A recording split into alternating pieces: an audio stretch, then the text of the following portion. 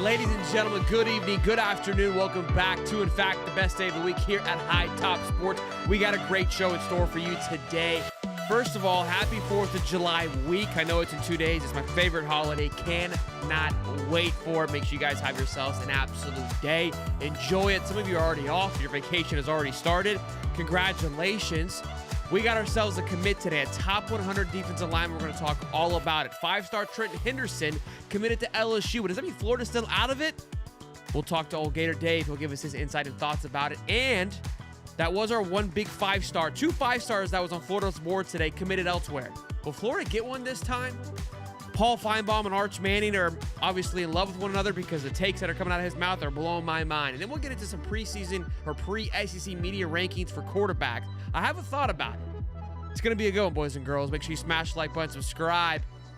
We got David Swolder joining us here today. Looking fresh as ever. What's up, big dog? Good to see you, man. Yeah, man, it's been one hell of a week. You know how like you work at a job and you get like a holiday, an extra holiday day, and you're all excited about it, but then you realize that like I have to do 5 days of work in 4. That's kind of where I'm at right now, along with the website, everything else like that. So hey, look, I'm working some overtime, but hey, look, I always live for this. It's Wednesday. It's the best day of the week, baby. Let's get it. Let's go. That is true. We are working a little OT. It's good. It's good to work to OT. Well, boys and girls, we got a special guest joining us today. We got Dave and Dave in the building. And, I usually sit to the right side, let the guest be in the middle. But, I said, know what? I'm going to be a Dave sandwich today. Okay. Wait, what happened? I'm in there. Never mind. I'm confused. I am a Dave sandwich. There we go. I thought it switched on me. Gator Dave, what's going on, man? Good to see you, baby. Hey, yeah, guys, a busy day, of course, covering a commitment of Gurvil there. So I had to push out another episode too. It's keeping us busy, but it's in a good way, So, but hey, yeah, thanks for having me on. We got a lot of exciting things coming up with together. So can't wait to chat with you guys.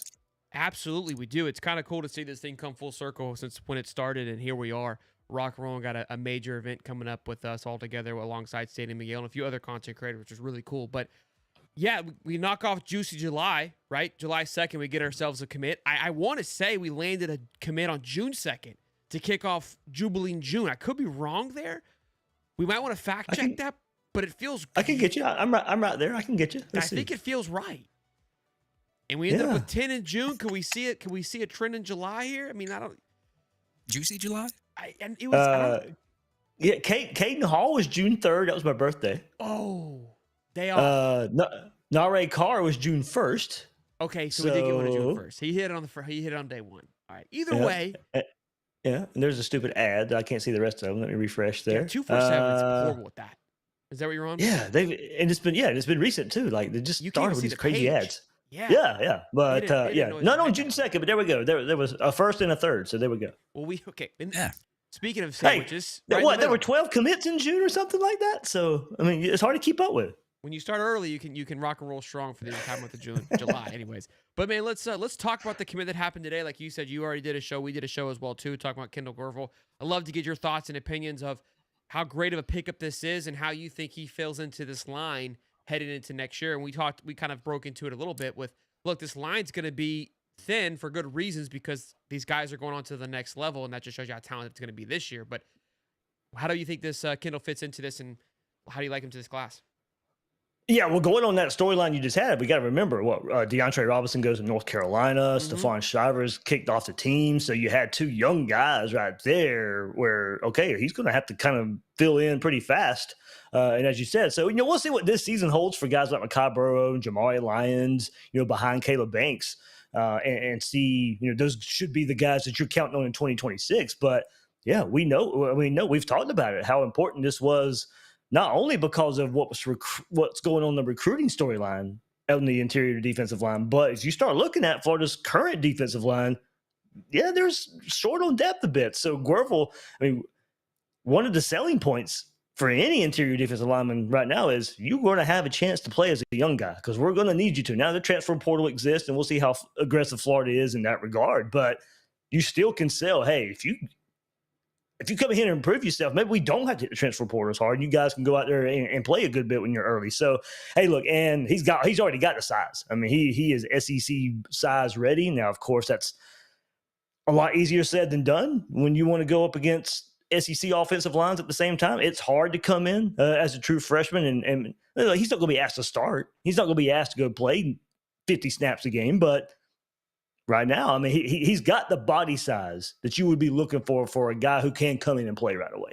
Explodes with the ball very well. Yeah. And you talked about guys coming in and playing right away. And that was a big pitch for when Billy first got here. And it was exciting. We felt that Florida could, recruit well because they could sell hope. They could sell a dream. They could sell, hey, you can play right away. But it was off the back of some, not great seasons, not a lot of momentum.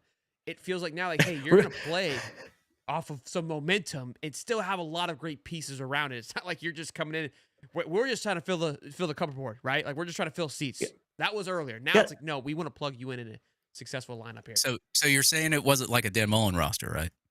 Correct. Remember how many snaps Gervon Dexter had to play? Yeah. Early. I mean, that's how bad it was. Or, yeah, to your point, early. But even his last year with Napier's first year, his last year, I mean, you had guys. Thankfully, Tyreek Sapp could slide over and play some inside as well, but he was playing out of position. He's finally found a home, and we've seen him take off. But you had guys like Gervon Dexter playing way too many snaps a game. Thankfully now Florida doesn't have to do that so much. And then you had people saying that, like, oh my God, he's not giving effort, and I'm like, man, he's played all game. He's probably blipped. He's tired. Something. And go ahead, Dave. Sorry. Go ahead. Now, and then we get the recent word of the credit to the guys that own 3 there, but there's talk now of moving Brian Taylor inside. Yeah, because of the depth issues that we've talked about. So you can see the staff sees it as well. I mean, look, we know they see it, and we've seen them go after so many defensive linemen that have went to Georgia, went to Texas so far, and that's why Kendall Gurvil was such a big pickup to finally get a win over one of those one of those teams. But we're seeing it for the team now on kind of just what we're talking about, the interior defensive lineman. There's a lot of shaking and a lot of moving there right now because of the depth issues and guys transferring and guys who got kicked off the team recently. When we were talking about we were just kind of saying how Sapp had to slide over and kind of play out of position. When we think about when Napier came in, Barber was playing multiple positions on the line.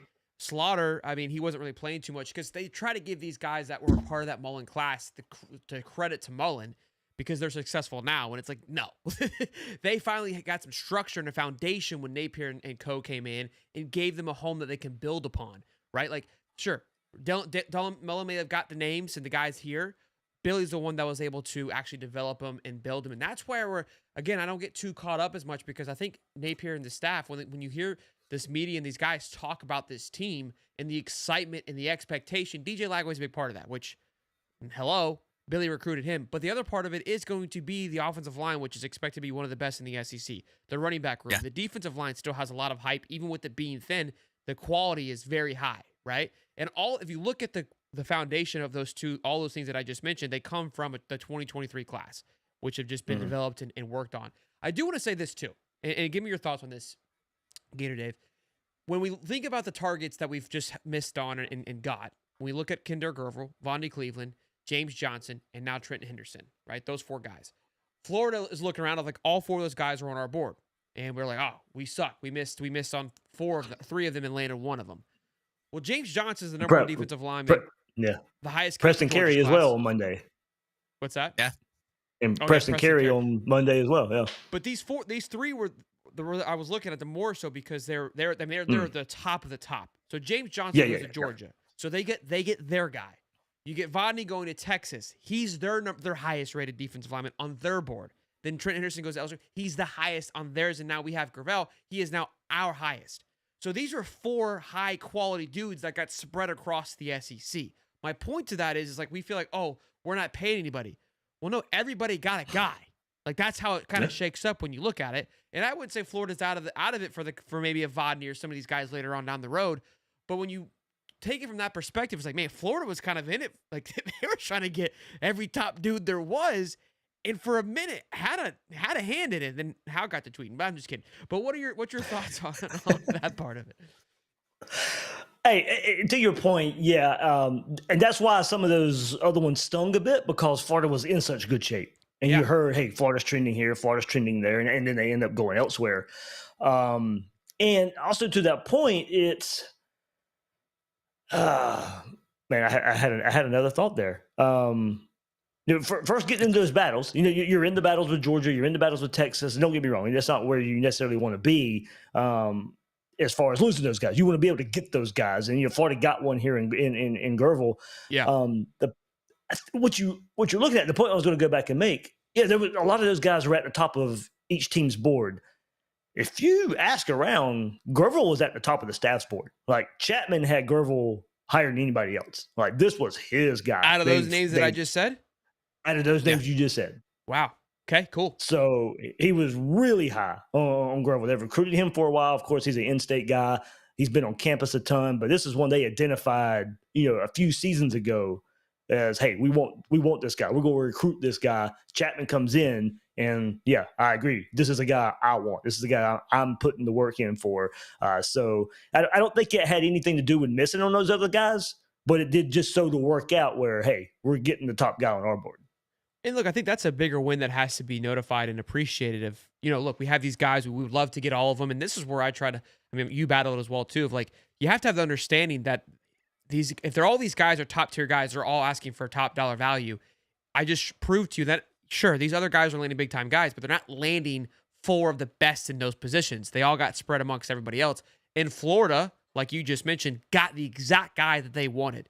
Massive W on the defensive line. And there's still some other guys out there that Florida, I know, is heavily looking at and feeling good about. KJ Ford is a name that's in there. Mm-hmm. Obviously, Jake Krull, that's currently crystal ball to Oklahoma, but he has made it very adamant that he's waiting till later on in this cycle, closer during the season, to commit, to see what all, who's going to put it out on the table. And I think Florida still has that to show for a lot of guys that are still out there. Dave?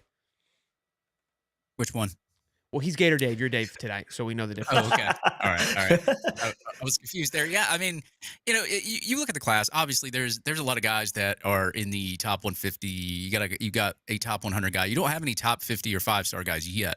Obviously, the season still has to play it out. You still got November, December, and we did quite some work last season getting some of those guys in there and kind of making up for that. I think we wound up with like the number 7 class per 247, number 8 per on 3. So it wound up working out for the better going in late like that. I'm really curious to see where Florida really does close, because you said you lost out on Henderson. You lost out on like some of the other top guys that, you were hoping to add to the class. You still got a few guys out there. Some of them are trending other places. And, right now you got a decent foundation, but you really, really want to see Florida start to zone in on some of those top 50, some of those 5-star guys down the stretch to even break into the top 10. And look, I hate to be a bummer. Last year's class was, I think, a number 7 class, and I think we're ranked 5th in the SEC. And like, you get a top 10 class, usually it's ranked between 6th, 7th, 5th, somewhere in there. But just when you play in the SEC, it's just, to me as a fan, it is like, it's not good enough to compete with some of those players like Alabama, Georgia, Texas, LSU, Texas A&M.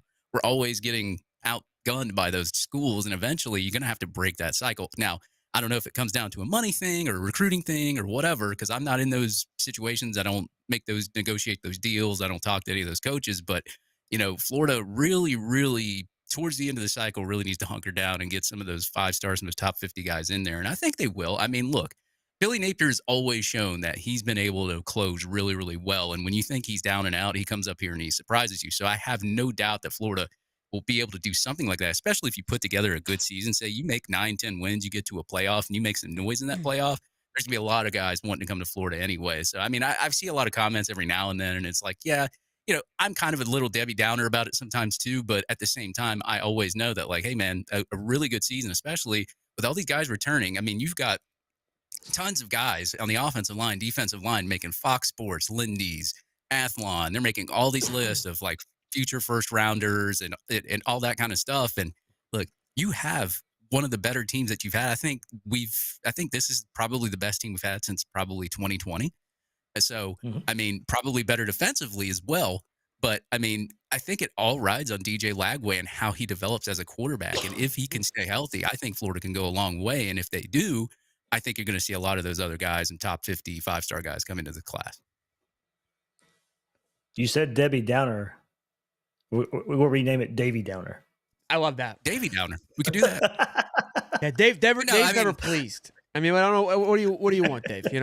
Golly, hey, just. You Hey, gotta quit reading the you know what chats. though? The people that do the best at their jobs are the ones that are never pleased. I don't think that's true. I don't. There's actual statistical data that backs that. But I'll let you have it. I like it. Look, it's a great argument, so I'll let you have it for this one. But look, I understand the point. I don't want to get too much I into just it. wanted to But give you a nickname. yeah, I love it. I love it. I'm all in. Davy Davy Downer. Downer slaps. Yeah, that's perfect. Look, I don't think. I mean, you talked about A&M and the LSU's. Like, yeah, those guys have thrown cheddar for how many years now, and A&M has consistently and continuously been a complete disappointment. So I don't think they're the best argument. And LSU has been hit or miss as well too. I think they have definitely a plethora of talent, but if any, I mean, for as much as they've spent and how often they have come up short, it hasn't really been the greatest ROI either. So outside of Georgia and Bama, those are the only two that really cashed in on being up there at the top. And look, even Ohio They State always has floated as a number 2 and 1 for how many years now, and finally just scooped one in. So, look, I agree. You still have to be up there. Look, I'm not saying that you can hang out in the 12s and 13s. I think how the class finished last year was great. Could you have bought 2 more positions? Possibly. As he gave Yeah, those I mean, jump- It doesn't mean you will win, but you ain't winning without it. I agree. You got to find the sweet spot, and I think that Yeah. that's what this. I think they're trending in that direction. I think that this class where it's at now has the potential to be there. But things have to go right. Like we've got to work towards that. Let's this is, a great transition to this next part, which is Trenton Henderson committed today. And I tuned in live. I always get kind of that weird feeling like maybe we get shocked. Would love for that to happen. It just doesn't happen anymore, unfortunately. The 247 guy's like, nobody in here knows where he's gonna go. What? Yeah. There's no radio signal there. Like, what's going on? I wanted to get your thoughts, Gator Dave. Look, is this still a potential one that we could swing back around on? Has this ship sailed? What are your thoughts on losing out on it? Do you feel like, hey, the other guys on the board, like the KJ Fords or the Jake Cruel, who's on some platforms rated higher than Trenton Henderson, do those guys are more appealing to you now over Trenton? This one, because it looked so Florida at one time. Yeah, you're still in it. Like it's and look, like, I don't mean to stray away too far from the conversation, but I think it plays into it a bit. There's a lot of pressure on Brian Kelly this year. Yeah, they go to Clemson week 1. They play Florida 2 weeks later. What if they lose both those games? And the hot seat's even more so on Brian Kelly. He may not make it out of the year if he starts 1 and 2. Mm-hmm. So that could come back into play. There's a lot of pressure. Like, I know a lot of people say, why do you don't waste time on letting these guys visit? Why are you letting this guy visit? If he's committed elsewhere, you were just wasting your time. You're never wasting your time in recruiting. You never are. You don't know what the situations are. You don't know what situations are ever going to play out. Brian Kelly could get fired this year. You know who's looking good for that relationship they already built? Florida. We've seen it play out. In the transfer portal. You keep a good relationship with these guys. It worked out with Pup Howard coming back to Florida. It worked out with Cormani McLean coming to Florida. It worked out with Dallas Wilson just last. You got to keep the relationship good. So yeah, Trenton Henderson being in the state of Florida, not that far away. I mean, yeah, Pensacola, but he's in the state. You've recruited him. There was already a good feeling you could get him in this class, and we all know what this one came down to. We all had jokes about it this week with the money thrown out towards Henderson. So hey, look, if something bad happens at LSU, then yeah, maybe it opens it back up, and Florida should be in prime spot. So yeah, you keep recruiting him. You keep recruiting the edges as well. Maybe there's not room for him down the road. Maybe he waited his time out. Maybe him going to LSU makes him go somewhere else later on down the road. But with Cruel there and Ford, you already got Jarayla McCoy as kind of that F edge spot as well. So, you're still in it. I'd still keep tabs on him, keep a good relationship with him, because you just never know what can happen. But it does seem like Florida's got some other options at the same time. Great point on the Brian Kelly. Yeah. I think it's a name that it's 100% on the hot seat. Just because, and I said this the other day, I said, I don't think he's performed poorly at LSU. I mean, he went 10-4, 9-3. But like we just said, when you've had top tier classes every year, you're not delivering back on the ROI, and it's nowhere near what the expectations are for LSU at this moment. And you kind of keep laying an egg with a ton of talent there. And 100%, if this thing could get hot, and it could get hot fast, which could turn this to Florida's favor. There's a lot of schools in this position this year. Oklahoma, Auburn, LSU. Yep. Florida, I would say, is a little more established going in just because of the momentum they're riding off of, but it could flip just as quickly for them. I mean, right. Bama too. And for Bama too. And for Brian, It's funny. I was on the radio in Birmingham yesterday, and that exact question came up. It was, there's Kalen DeBoer, there's Brian Kelly, there's Hugh Freeze, there's Billy Napier. It's like, where do you put him in now? I was like, I think for now you put Billy Napier last because there's a lot of pressure at Bama. Yeah. And Kalen DeBoer, just because it's Bama. Yeah. We just talked about LSU there, and Auburn's struggling right now. So I do think Billy Napier. I think Hugh's first, especially with how this recruiting's going. It's 100%. Right, yeah. So I think you look at it that way. It's funny when you look at LSU. What if you had just reversed Brian Kelly's first 3 years? Last year was his worst year. So what if his worst year was his first year? His second year is the middling year, but you get a Heisman Trophy winner with Jaden Daniels. Yeah. Remember his first year they went to the SEC championship game. Yeah, I was gonna say yeah. First year was his best year. It would be kind of trending more like Florida is. The momentum's going the opposite direction. Yeah. Good point. So, I have to do the math in my head. I made it confusing there a little bit, but it's just interesting how it happens, and how fast everything can change and how fast good feelings. Now, look, there's still some good feelings in Baton Rouge of what they did in the offseason. Them in Florida, to me, the comparison, and if you've listened to Gators Breakdown, you've heard me talk about this a lot. The comparison to me is kind of amazing. Both teams circled this year, I think, as a year to attack. Yeah. And they went about it different ways. Florida went the way of, let's retain our roster and make a move. LSU was like, all right, we've recruited pretty well. Let's hit the transfer portal anyway. Let's hit the transfer portal really heavy. And it's going to be interesting. I mean, they play each other early in the season, and we'll see which way probably wins out. LSU pulled a Lane Kiffin of last year.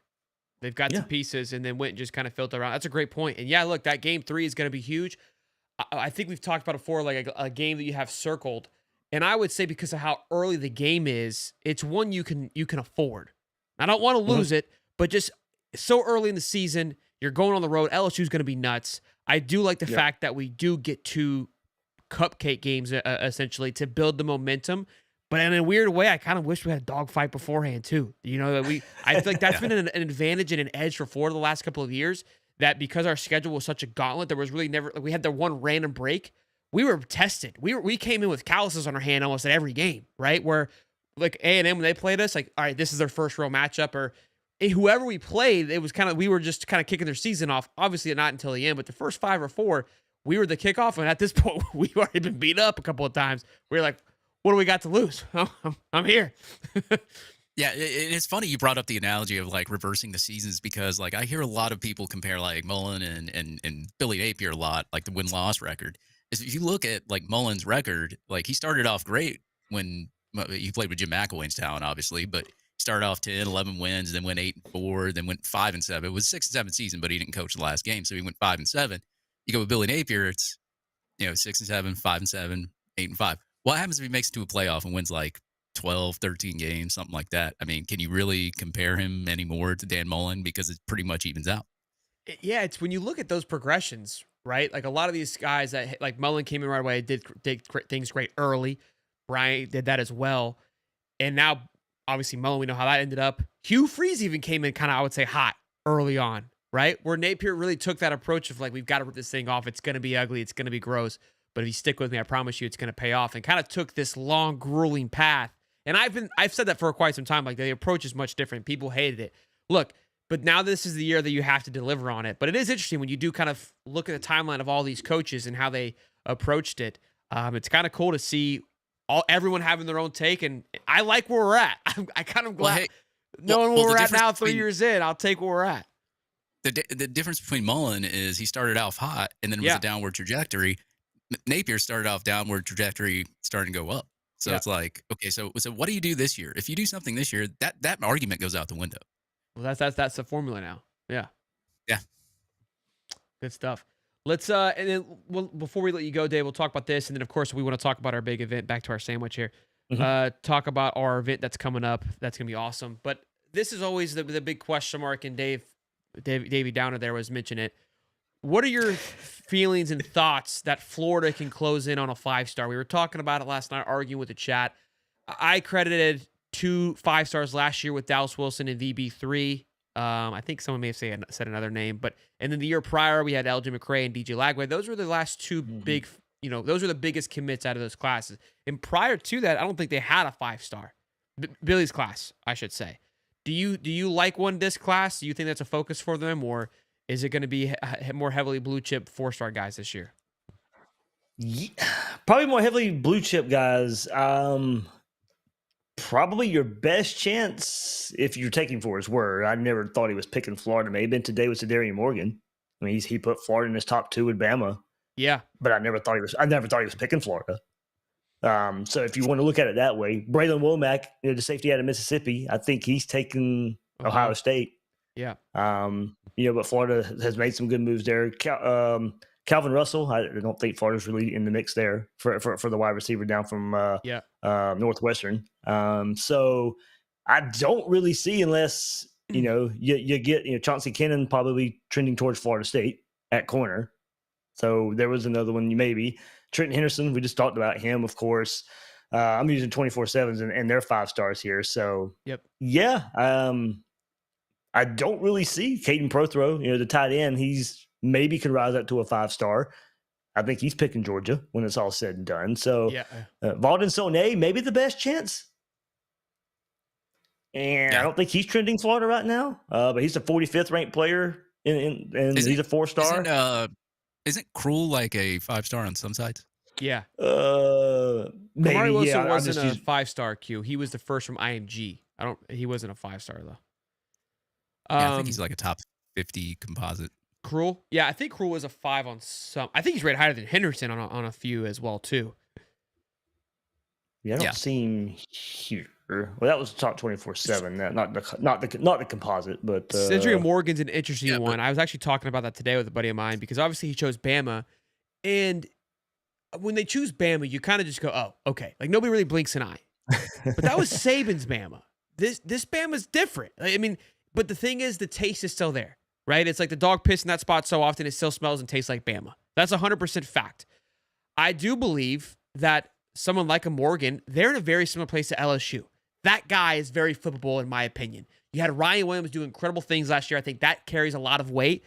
Alabama has once carried that title of wide receiver U. I think that ship has sailed. You're looking at Ohio State and LSU that are battling back and forth for that position.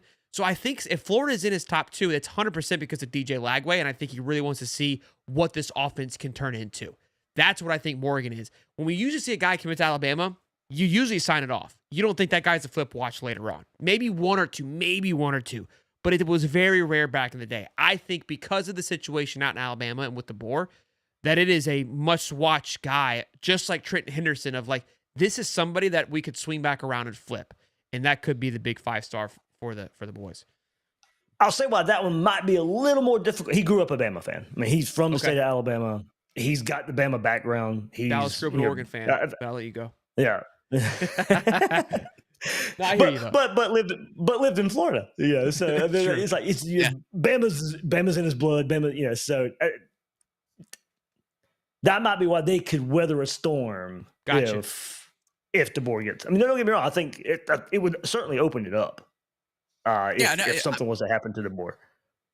Yeah, I was going to add too. It's like at this time last year, were we even talking about Dallas Wilson? No, not at all. And then all of a sudden, you get to signing day, and then of course he still picks Oregon, and then Ascot was NLI, and you kind of basically flip Dallas Wilson towards the end of the cycle. So anything really can happen between now and towards the end of the season, especially if you have a good season. So it's like, yeah, you may not be in it for anybody that's like a true 5-star right now, but like you never know what will happen at the end of the cycle. Two more names that you mentioned. Jake Cruel. So once I click on the composite, Cruel is 31st overall, a 4-star. But there's supposed to be 32 5-stars. So he'll probably get it eventually. So maybe that's Florida's best chance. And now David and I have talked about this behind the scene a little bit. The 37th ranked player is Davion Gross out of Texas, and it looked good for Florida, in the last couple of weeks. But maybe now trending Oklahoma. Maybe he could end up being a 5-star as well. So there's some where I think some things have to happen for guys to become a 5-star and for Florida to get those guys at the same time. But yeah, right now I'd say Florida probably wouldn't finish with a 5-star. Ooh, that's going to make everybody upset, Dave. Caleb Yak says that I guess Saban showed up to his official visit and said that they had to go to Bama after that. So, I mean, it's kind of must be nice to be able to pull that card. It's like, Yeah. DeBoer's like, hey, like I'm doing a great job, but sometimes every now and then Dad has to come and help me. That's kind of where it's at right now. So Billy's doing it by himself. Okay, his dad doesn't show up anymore. How about that? How about we get Urban in the office? Let's get that. I don't think he carries the same weight as Saban, but I hear you. I like where your head's at. I know. All right, let me pull. He might help Ohio State before us. Who knows? Yeah, I know. That's what I was about to say. Let me pull up. Let's talk about our event. I'm going to pull up the graphic while we're chit-chatting about it, Dave. But I'll let you kind of roll off here for a bit. Is Big Rod coming? I thought, was that a name that we thought possibly could be coming? Yeah, I know that was floated out by Corey earlier on. That's what I thought. I haven't. Yeah, but he has not. He's not one of the confirmed players yet. Okay, I know he wasn't on there. That's why I was asking, because I remember seeing that name, and I couldn't remember if it was confirmed, if we're still waiting or not. But yeah, let me get this thing pulled up here and let's talk about this massive Gator Media event that we're doing, man. I think this is, shout out to these guys for putting this thing together. I think it's one of the coolest things that I think anything Florida media related has done in quite some time, probably ever, to be honest with you. This is if you guys have ever been to any of the Florida Victorias event, we don't know, I can't tell you how it's going to be because we're not there yet, but I know how all of us work and how just invested we are in putting out the best product. And I know that's where my head's at with this. And I think about the Florida Victorious events and how awesome those were, how great of a time those things were. And I think this has that same shaping, if not bigger. And it's not a shot towards Florida Victorious. It's just simply because I know they have rules and regulations they got to follow. We're crazy. We ain't got any rules to follow. We're going to have a good time. And you're bringing all the personalities to one place versus where Florida Victorious really handles on the weight of just the players are here. You can hang out with them. We're giving you that and then some. And I think that it has the potential to be absolutely massive. What are your thoughts, Dave? Gator Dave. Yeah, for sure. I'm glad we were able to do this. Shout out to Corey for having the idea and kind of reaching out to us and putting this thing together.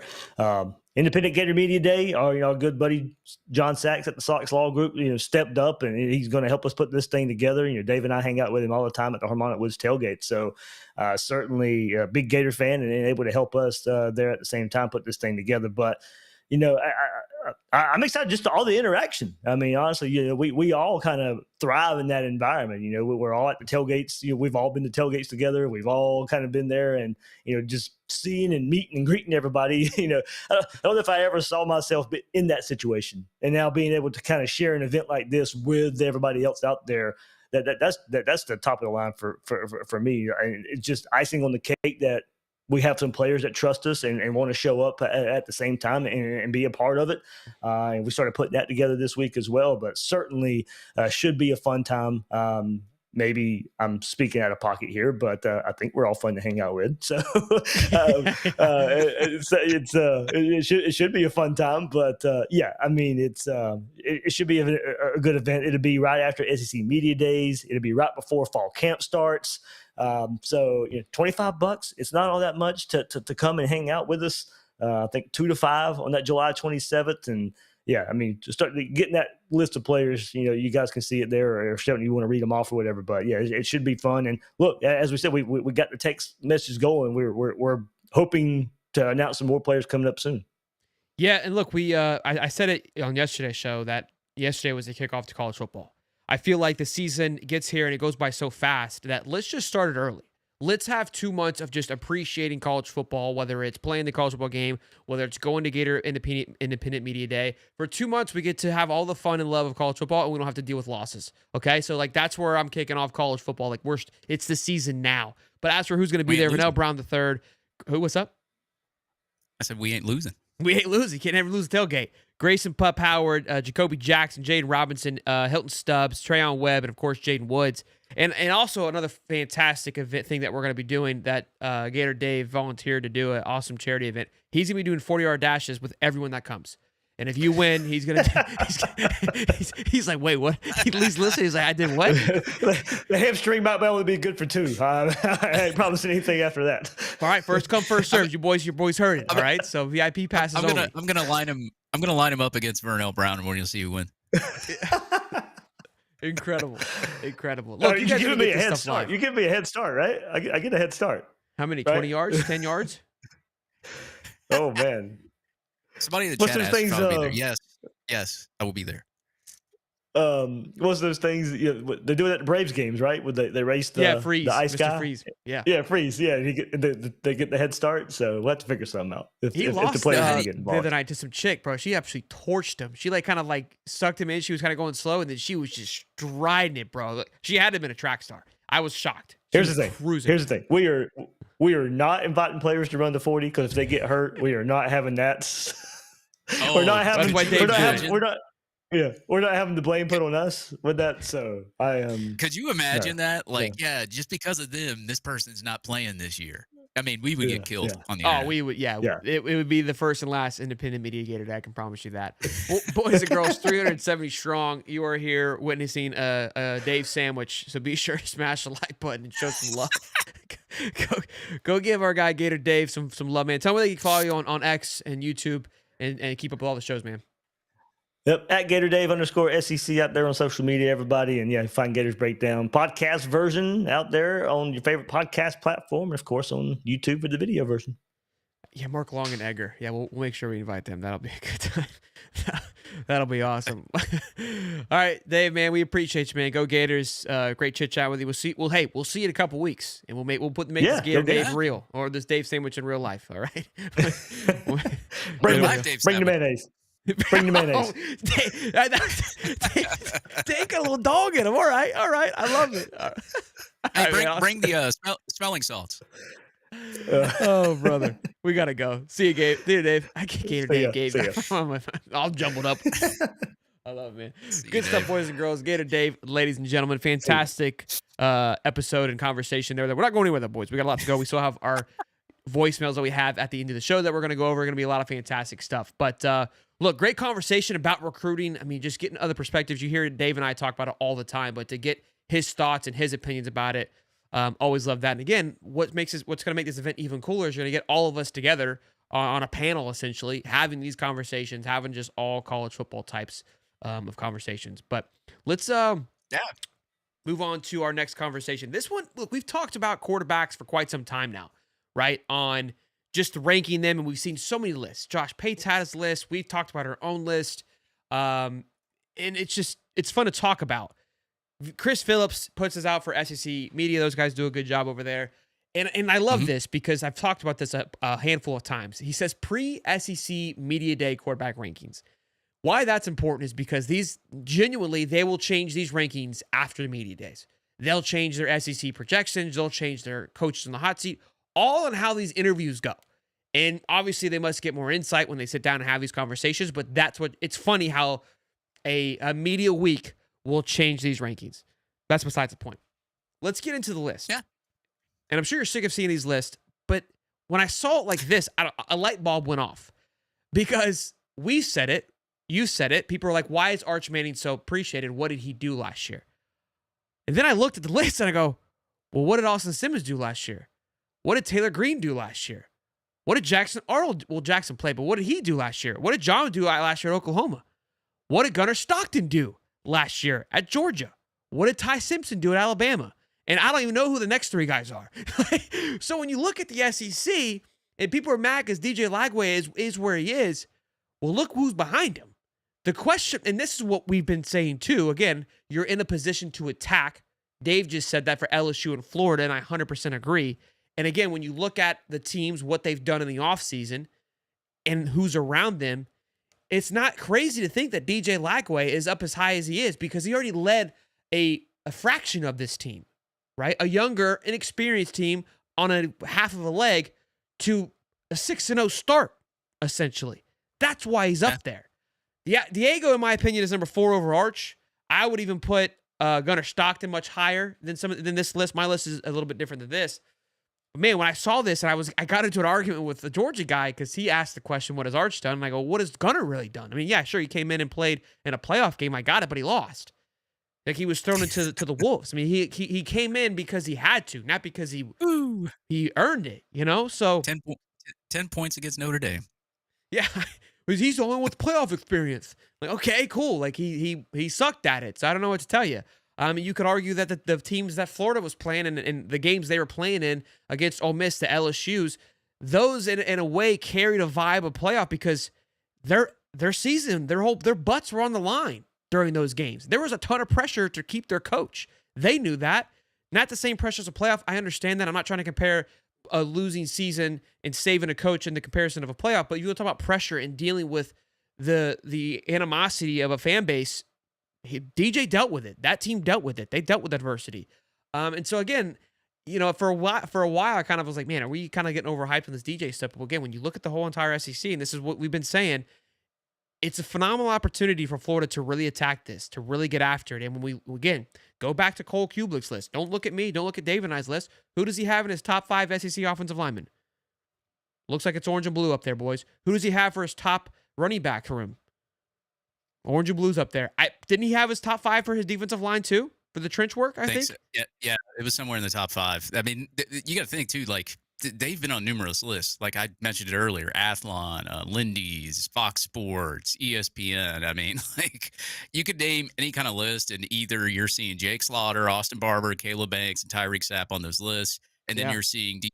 Lagway on some of those lists as well as some of those guys. It's like, I mean, you got to look at Lagway. He's beaten 2 top 25 teams already as a true freshman. How many quarterbacks on this list can you say have beaten 2 top 25 teams right now? Not a lot of them. Not many. Yeah. I mean, there are some, but not many. I do believe in Lenore Sellers. I think he's going to do wonders for South Carolina. So I'm totally okay with that. Yep. Nussmeier, I know Will Miles was high on him. The book's still out on that. I think he did throw for 4,000 yards last year. So I can see, I don't know if he'd be number 1, maybe number 2. I don't know. The rest of these quarterbacks, like, yeah, Pavia would have a over Arch Manning. I know that there's a lot of hype behind Arch Manning, so that's why he's like up on these lists, but he really hasn't done anything. I mean, Paul Finebaum, I know we'll get into that one earlier. And I'm happy they got Austin Simmons at 6 because you're big on him. It's not the fact I'm big on him because, I've just seen a lot of high school film. Of course, as college, it's different. I've seen him step in for a quarterback and chuck it down the field on one of the best teams in the nation. But I need to see more from Austin Simmons as well. So, I mean, a lot of these quarterbacks, I need to see more. Like Arch Manning, need to see more. Gunnar Stockton, need to see more. Austin Simmons, got to see more. Joey Aguilar just transferred to Tennessee, threw a ton of interceptions. He's dead last, Dave. So you don't have to rip him. I'm saying, like, you Ty Simpson, pretty not really that accurate of a quarterback. I mean, great. I don't even great, think he'll be the quarterback halfway through the season. So that's still up for probably not.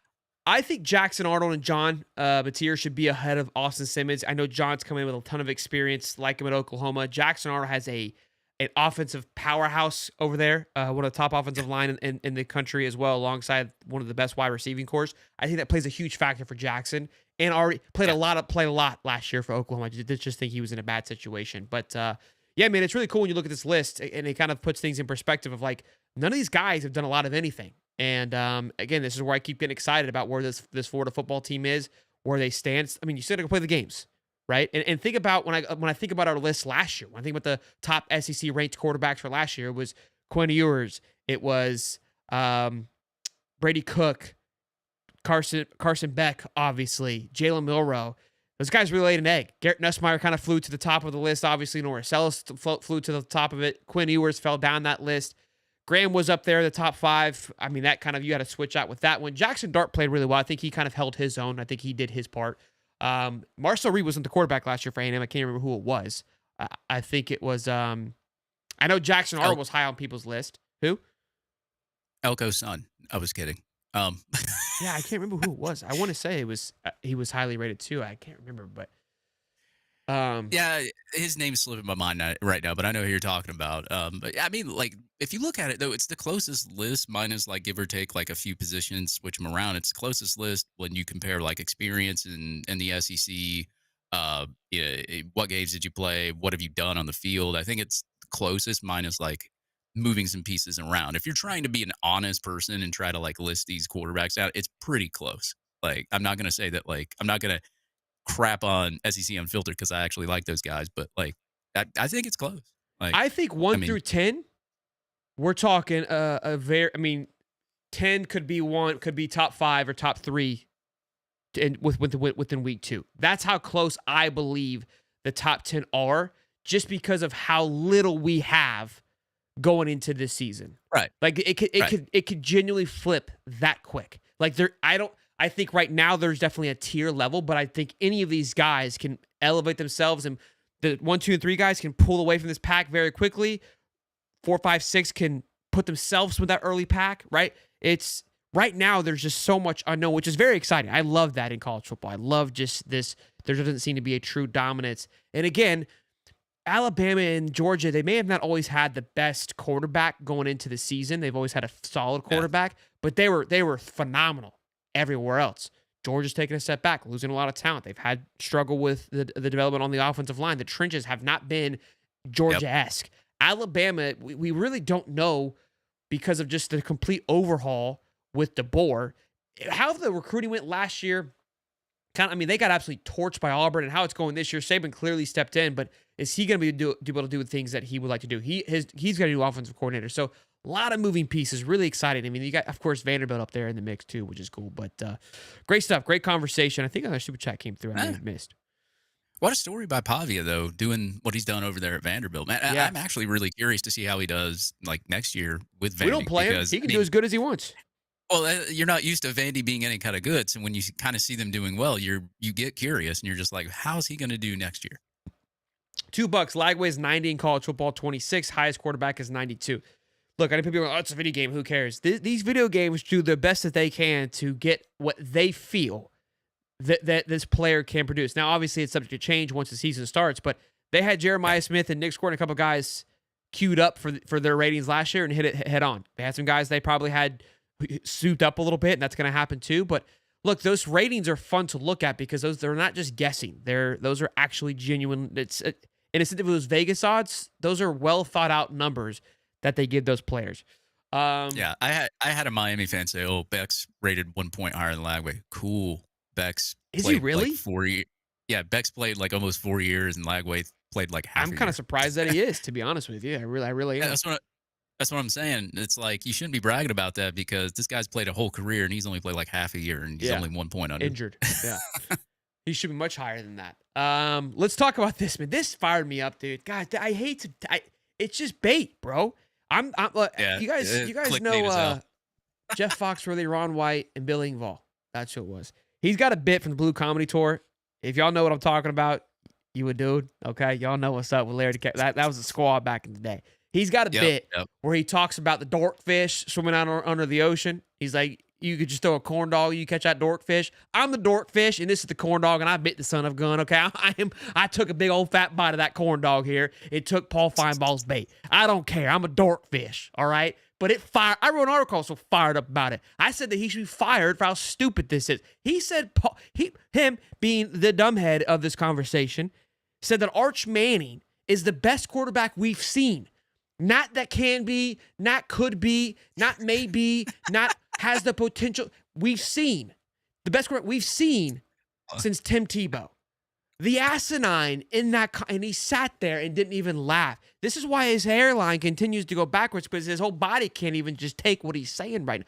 Since Tim Tebow, you've had Cam Newton, Baker Mayfield, Joey, Mr. Cool, Burrow, Manziel. We're talking Heisman championship winning caliber quarterbacks, and you're telling me a guy that threw for 6,000 yards against Friday Night Lights and Tim Regans is better than the guys that I just named. I'm not even going to talk about Tim Tebow because I'm not even going to acknowledge the disgust that he said.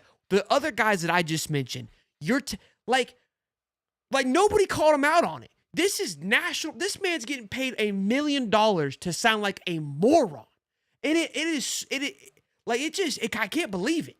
We're over here grinding away in our mother's basement, trying to put out content, trying to be as legitimate and as good as we possibly can. And I got Doofus and Dumb and Dumber screaming at each other about nonsense. And then he comes rolling on in with just keep it on the sides, Tim, and hits me with a dumb nonsense like that. And it catches. We all talk about it. If No3, you know how No3, the fake Twitter account, they'll get hit if they post stuff like, hey, this is, you went over the line, this is I can't think of a lawyer term, but you've overstepped, you've misled people, right? They'll have to take. violation. They'll have to take their posts down, right? Because you're misleading people.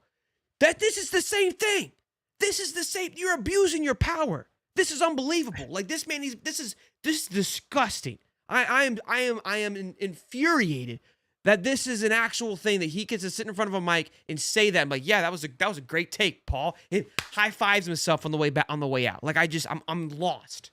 I want Paul Finebaum and a whole bunch of people to go on Google and type in Arch Manning bio, then type in Tim Tebow bio, and you'll scroll down Arch Manning's bio at Texas, and you'll probably scroll down maybe a page, if that.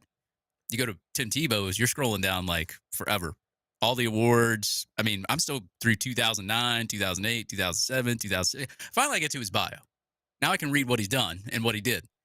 Arch Manning, I go there. Oh, cool. He threw against like UTSA and Mississippi State and Louisiana Lafayette. I mean, like, what has he done? Louisiana Monroe. I mean, like, I don't get the take because, I mean, I get the take because he's trying to get clicks and that's what they want him to do. And he did the job that he's supposed to do. But like, at some point, don't you get tired as like a media analyst for saying dumb shit? Dumb shoot. And, just being bombarded by people on the internet, I guess. I don't know. He doesn't know how to run the internet. That's why it doesn't bother him. He doesn't even know what the internet is. So he just turns the camera on and just says dumb stuff. And then ESPN's like, hey, here's a good check. That was great. Like we got a lot of, like nobody watches ESPN anymore. Like they have lost their sauce completely. So this is how they continue to pop back up in our cycle. You know what? I kind of love that On3 labeled this as their own. Like they didn't even give ESPN credit. Like it wasn't even per Paul Finebaum and ESPN. Like they stapled this thing as if like they had the interview. Good for them. No 3, saying from No 3 should have done that. Like this is my thing. Like people get ticked, genuinely ticked at No 3 because he'll be posting some hilarious stuff and like over the top like comments at times. At this point, his stuff has more validity than this crap. Like genuinely, like that's what you're encouraging when you as a big media prospect allow for this to happen. That's what you're doing. That's why no one's watching your crap anymore. You suck. Yeah, I mean, I think Paul Finebaum drinks on the show at this point. I mean, I don't know what he's drinking, but hey, I'm going to start drinking. I'm going to advise everybody right now if you want to hear somebody that's a lot smarter on the internet, that's on X, that has up to date info, you go over to No 3.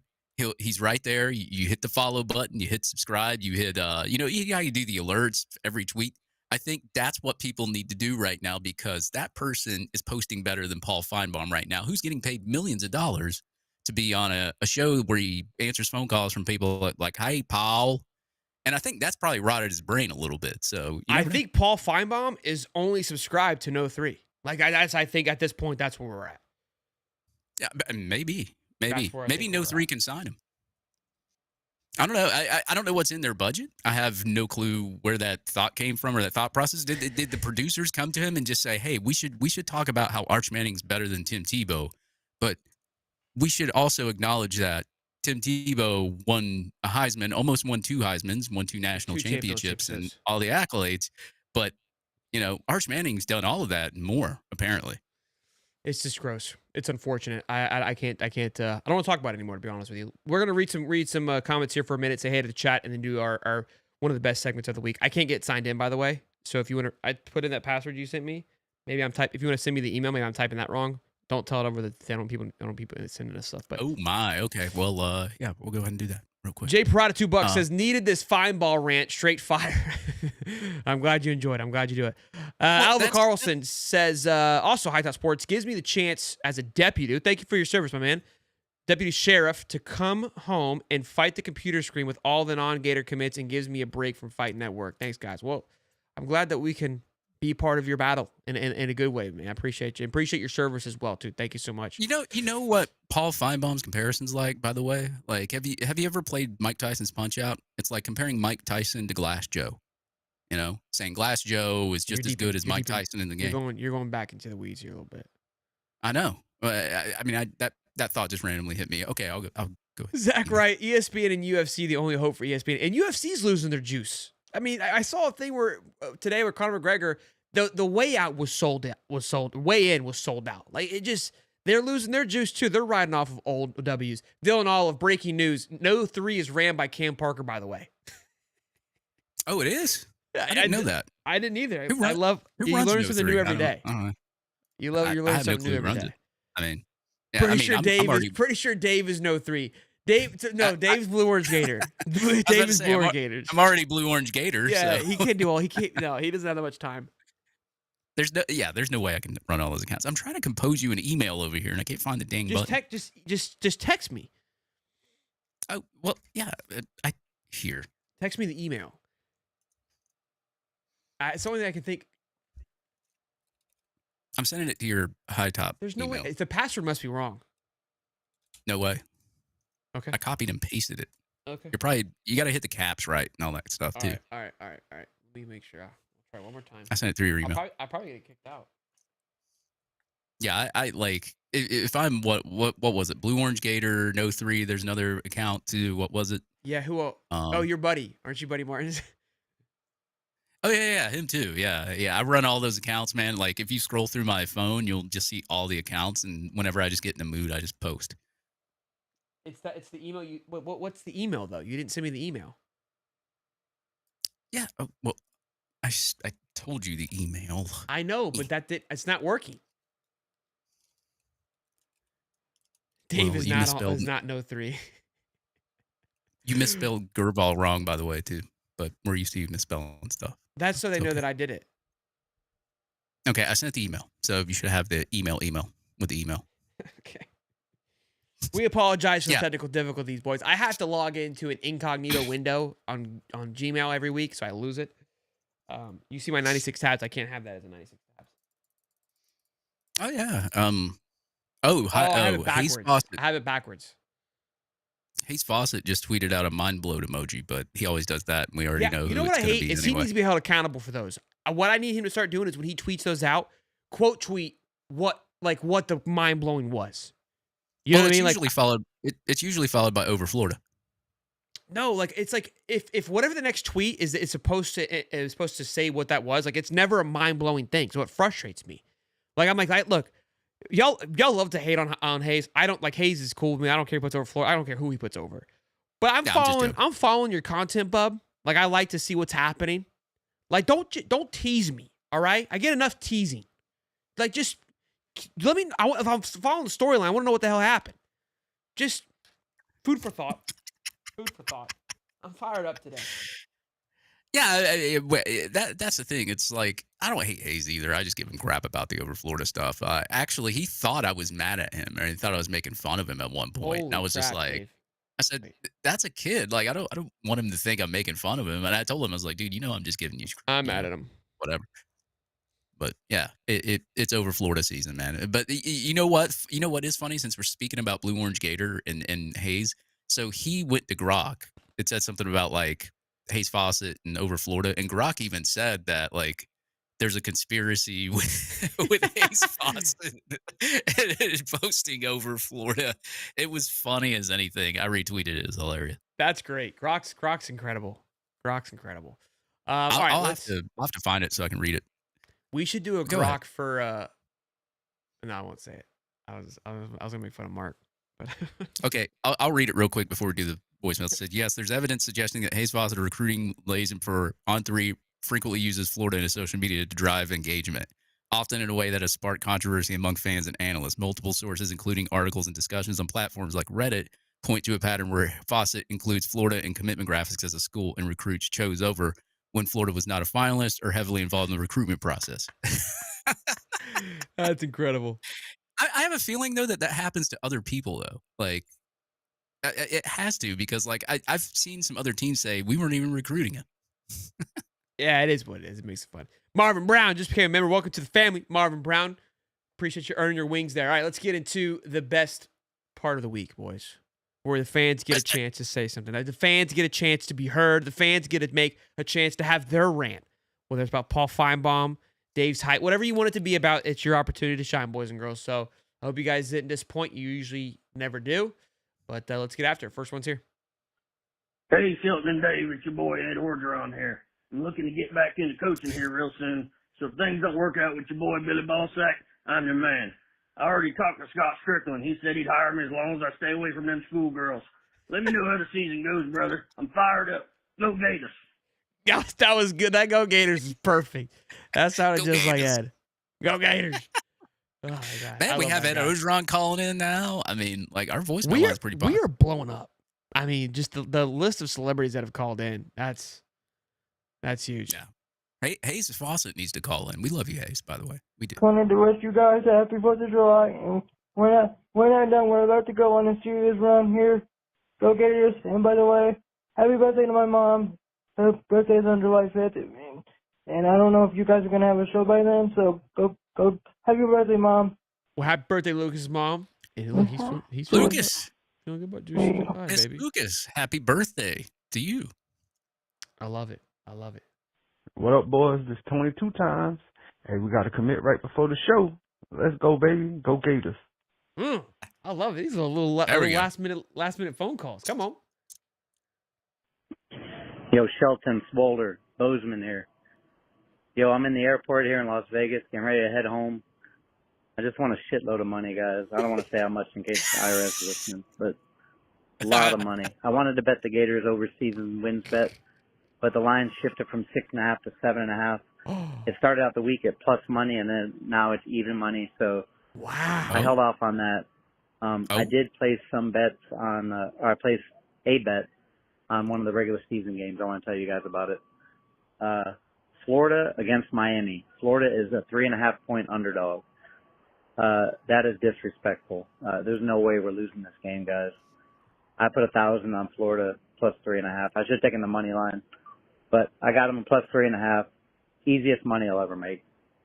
Some of the other lines they had, if you guys are interested, is Florida is an underdog at 6.5 points against LSU. They're an 8.5 point underdog against Georgia, and then they're a 6.5 point underdog against Texas at home. All disrespectful. All disrespectful.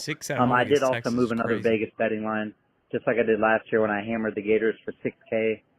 They refused half my action and then moved the line. I bet 500 on the Gators basketball team to win the national championship again, plus 1,700. So 500 wins 8,500. The next day it was down to plus 1,400. So that same bet the next day would only get you 7,000. $1,500 difference. I mean, Bo's bets out here just moving lines again. So heading home, guys. Pockets full of money. Have a great summer. Can't wait to see you guys at the games this fall. And go Gators. Bozeman's going to harass me all season. I don't want to break it to him that I'm not going to make it to many games because I'm having a kid, but you can tell him I'm not going to tell him. Yeah, Bozeman texted me the other day where he won like a whole bunch of money on a slot machine and then playing cards. Like I'm telling you, like Bozeman knows how to bet. Like Bozeman's a dog. Money. He doesn't bet with his heart like I do. He's a dialed in. He actually has written a few articles for Bozeman bets. I think he's going to come on this year and be part of our betting segment, like we do our pick'ems. That's going to be his segment this year. So you kind of just got to. I mean, look, what he was just telling you was all like actually fun information and fun things to actually kind of think about. The fact that the line moved from 6.5 to 7.5 in a day is huge. I mean, that just shows that something that, again, Vegas, obviously they know a lot, but people feel, and there's other people that are pushing that line to move it to 7.5. Love that. And hearing the basketball team get some, I was going to go make that bet, but it just moved. That's not as sexy anymore. And usually home field advantage like 3 points? Yeah, it's kind of like the rule of thumb. Yeah, so the fact that Texas got 6, you would assume that on a neutral field it would be a 9-point favorite. All right, Mike. Listen, Mike. I mean, I've learned. I've talked to him, and Ty have made me better at it. Ty's good at it too. Someone just called in. Oh boy, we shouldn't have the hotline pulled up while we're doing it. Yeah, this is Jack Pyburn. I got a bone to pick with you, Shelton. I heard you've been running your mouth on High Top talking about old Jack wanting too much NIL money to stay in Gainesville. You said I wasn't worth it? Well, let me tell you something, brother. You better tape your headset on real tight when Florida plays LSU this season, because I'm coming through the line like a freight train with the gator blood in my eyes and tiger stripes on my soul. I was born in the swamp, molded by humidity, and now I'm powered by Louisiana gumbo and SEC vengeance. You think I ain't worth it? I'm worth it. I'm worth 2 linemen, a tight end, and a bottle of Billy Napier's hair gel. You messed up, Shelton. And when I come crashing through the Gators O-line, you're going to hear me whisper in your headset. You should have paid me. Pyburn out. Oh, my God. I'm going to be honest with you. There's a weird part of me that feels like that was Pyburn. That sounded like him. It sounded just like him. Bro, Like, I was kind of like laughing. I was like, is that actually, that might be him. I want to call that number back. Bro, I mean, I'll suit up, but I'm like, every like few minutes, I'm like, man, that was too smooth. He still follows me. I can send him a DM. I'm gonna say, hey, did you call on the show? You think he's mad at us, bro? I don't know, man. He might be. I mean, we did talk some smack when he These calls have transferred. been phenomenal. He could rip our head Let's off. go, boys. Let's go. Let's go.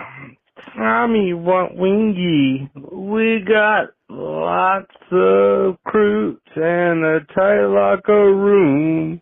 Lots of recruits in a tight locker room.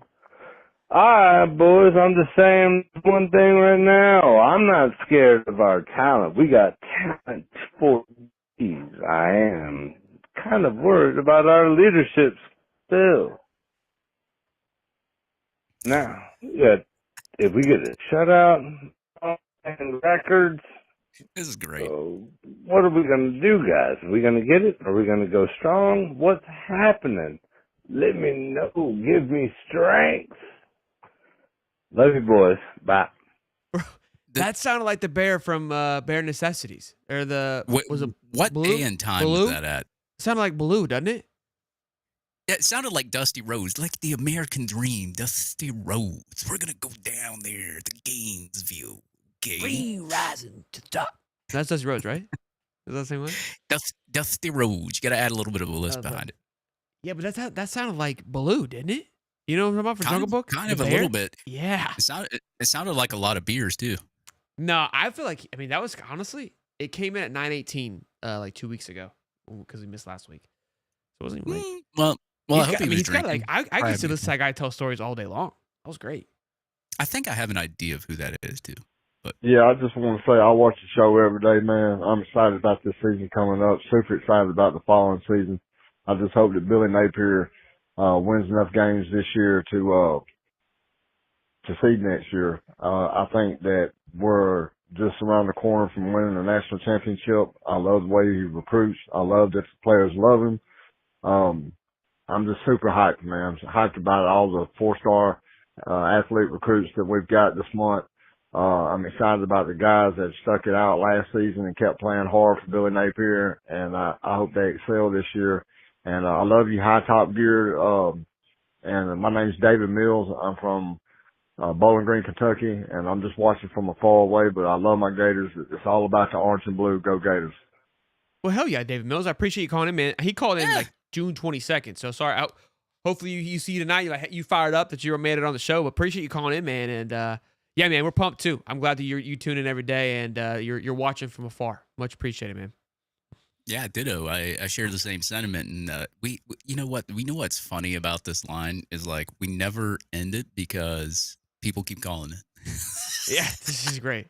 This is great. Coach Kurt needs to call in. I've asked him to come on the show. He says he'll come on when he's ready. Hey, this is reporter Cam Parker from Florida Gators on SI here to dispute Dylan Olive's report that I am No 3 Sports. I just want to make it clear. Mr. Parker does not find the joke funny. He is as much No 3 Sports as Dave Soderquist is Blue Orange Gator. And we will be looking into a lawsuit into Dylan Olive for these erroneous claims and shoddy reporting on his side. Cannot believe in any site who would hire this man. Love the show. Have a great day. Dylan is on a tear as of late between his article on Monday. Between this, my man is just burning. Hey, Dylan, you always got a home here, Bubba. You know what I'm saying? You always got a spot at the crib. So don't worry. I just got a text message from Cam Parker and it said John Ruiz is on the case right now. Darren Heitner is tapping in. Oh my gosh, what a show! I mean, I don't know who else is doing it. This is incredible. Another jam packed, not quite 4 hours again. We just missed it, but man. Yeah, I know. How much do we got to go to like match war chant? What, like 2.5 more hours? I mean, we can keep it rocking. You know, the wife I know she wants me to go get her some frozen yogurt, but duty calls. We got to hit 4 hours. You know. Yeah, I mean, over there, man. Hal's gonna call in. Hal's gonna call in with the entire commit list next. You know what though? Oh, don't please, let's not do that. Look, me and Hal got into it a little bit on X.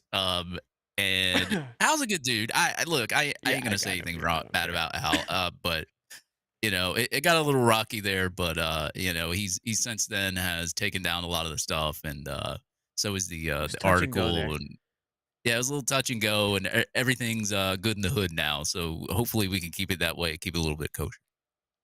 Y'all wish you could be War Chant. I do. Yeah. I don't know. It's pretty sure somebody at War Chant that made that comment. So I don't want to talk crap about everybody else. I don't think it was. I can. They've commented on our channel a handful of times, like positive Gator stuff. I don't think they were. I don't care. I don't care who it was. It's funny. Maybe it was a troll. It doesn't matter to me. It's made fun. It's made. I was about to say, I went to their YouTube channel, and all their shows are like 20, 30 minutes, which is so fine. I went looked. I was like, man, are they really pumping up force? They do like 2-hour live shows. They do that. Oh, is that I didn't see any 4-hour ones, but yeah, they do some long ones. But I don't think it's as good. Yeah. I could promise you the hour that we provide, and I say it cold-hearted, confidently that they ain't pumping out this kind of type content in 2 hours. I know that. So we'll stick with what we're doing. We'll keep it rocking. Well, War Chant, you guys keep going. We don't go after other media people. Y'all suck. Just kidding. Just kidding. All right. No, for y'all keep crushing it. We love to have you on. We'll love to chit chat with you. Everybody's welcome. We bring Uncle Lou on. You know what I mean? There's no boundaries here. There's no line. Yeah. We bring Uncle Lou on. That's about as slow as you can get. Hey, that's my guy. Chill out. All right, boys. I love y'all. This has been great. Man, it's always great how the best day of the week just turns out to be a fantastic one. I will say, what I love about the off-season Wednesdays is there's no bad news, really, right? Because sometimes when you've got Wednesday, it could be coming off a loss, and it just doesn't feel as fun, right?